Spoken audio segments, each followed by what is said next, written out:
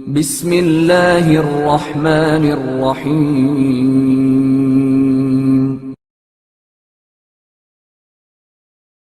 تکلیفوں پر صبر و تحمل۔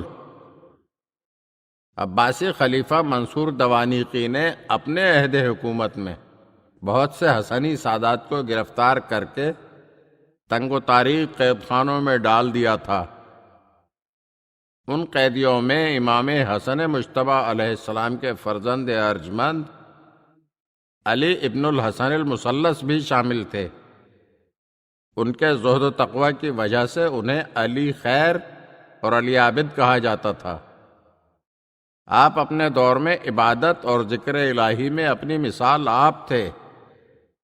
حسنی سادات کا قید خانہ اتنا تاریک تھا کہ دن رات کا ہی پتہ نہ چلتا اور اوقات نماز کا علم بھی نہ ہو پاتا۔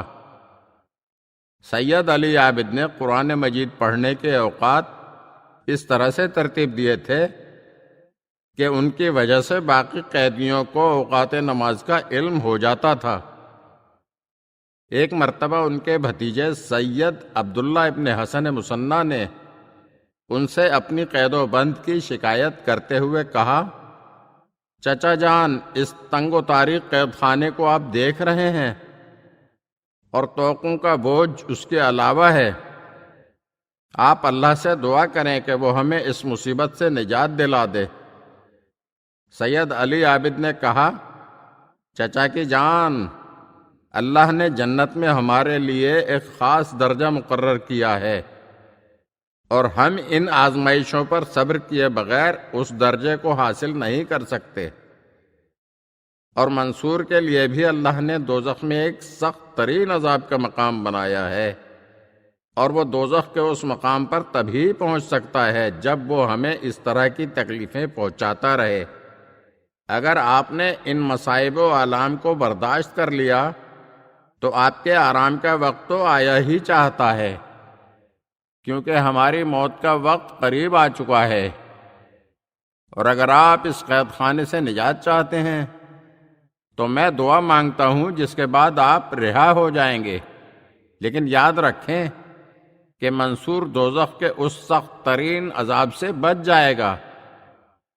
یہ سن کر سید عبداللہ بن حسن مثنیٰ نے کہا، چچا جان، پھر ہم صبر کریں گے۔ 3 دن بعد سید علی ابن حسن مثلث کو جب سجدے میں سر رکھے کافی دیر ہو گئی تو عبداللہ ابن حسن مثنیٰ نے سمجھا کہ شاید انہیں نیند آ گئی ہے۔ بیدار کرنا چاہا تو معلوم ہوا کہ ان کی روح قفس عنصری سے پرواز کر چکی ہے اور جسم مطہر قید خانے کی تکلیفوں سے آزاد ہو چکا ہے۔